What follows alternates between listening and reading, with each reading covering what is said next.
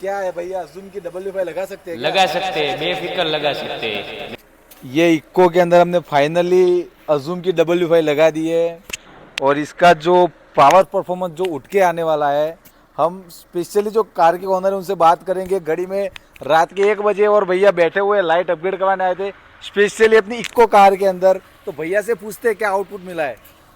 मैंने सोचा नहीं था कि ऐसा रिजल्ट मिलेगा। मेरा पर्सनली जो एक्सपीरियंस है तो आप लगवा सकते हैं। बाकी लाइट एकदम बढ़िया है, एक नंबर की लाइट है।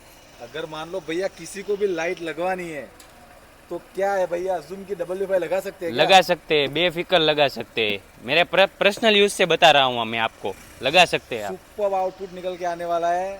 तो अगर आप भी अपनी कार के अंदर बेस्ट लाइट अपग्रेड करवानी है तो एक ही लाइट का नाम आता है अजूम W5। इंस्टॉल करवा दो और बेस्ट लाइट सॉल्यूशन मिलेगा आपको।